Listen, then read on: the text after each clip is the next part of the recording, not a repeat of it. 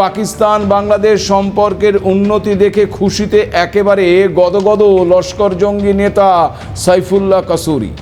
দুদেশের সম্পর্কের কথা বলতে গিয়ে আমরা ভাই বলেও মন্তব্য করছেন তিনি। সেই সঙ্গে পাকিস্তানি জঙ্গি বলেছে আল্লাহ যেন দুদেশকে আরও কাছাকাছি নিয়ে আসেন। একই চিন্তা ভাবনা, একই দুশ্চিন্তা, একই দৃষ্টিভঙ্গিতে এগিয়ে যাওয়ার জন্য যেন আশীর্বাদ দেন। অবশ্য সেদিকেই এগোচ্ছে এখন বাংলাদেশ। হাসিনা জামানার পর থেকেই রক্তাক্ত ৭১-এর স্মৃতি ভুলে এক শ্রেণীর নেটওয়ার্ক বাংলাদেশকে ধীরে ধীরে পাকিস্তানের হাতে তুলে দিচ্ছে। একসময় উদার অতিথিপরায়ণ বাংলাদেশ এখন মৌলবাদের কাছে মাথা নত করেছে। আর পাকিস্তানি জঙ্গি সংগঠনগুলি বাংলাদেশের খোলা মাঠ পেয়ে সেটা ভারতের বিরুদ্ধে কাজে লাগানোর চেষ্টা চালাচ্ছে। সেজন্যই কি সম্প্রতি ভারতীয় জাতীয় নিরাপত্তা উপদেষ্টা অজিত দোভাল ইতিহাস থেকে শিক্ষা নিয়ে সতর্ক থাকার কথা এবং প্রতিশোধের কথা মনে করিয়ে দিয়েছেন।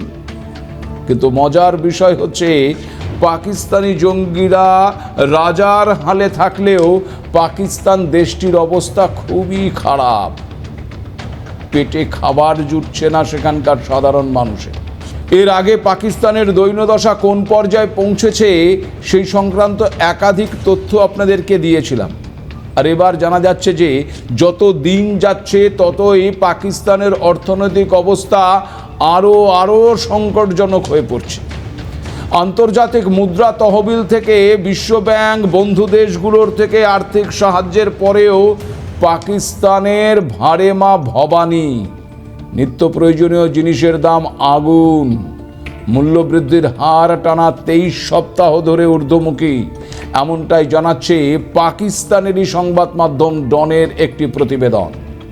রিপোর্ট অনুযায়ী এক সপ্তাহে গমের আটার দাম বেড়েছে ৫.০৭%। বেড়েছে চিকেন, রসুন, লঙ্কার গুঁড়ো, এলপিজি, চা, চিনি, ব্রেড, বাসমতি চাল এবং জ্বালানি কাঠের দামও। livingcost.org এর ওয়েবসাইটে দেওয়া তথ্য অনুযায়ী পাকিস্তানে বর্তমানে ১ কিলো চিকেন ব্রেস্টের দাম $২.৯৯, যা পাকিস্তানের মুদ্রায় প্রায় ৮৪০ পাক রুপি। একই সঙ্গে ১ কিলোগ্রাম চালের দাম পাকিস্তানে $১.১২, অর্থাৎ প্রায় ৩২০ পাক রুপি। টানা ২৩ সপ্তাহ ধরে চলা এই মূল্যবৃদ্ধি পাকিস্তানের সাধারণ মানুষের দৈনন্দিন জীবনকে অত্যন্ত দুর্বিষহ করে তুলেছে।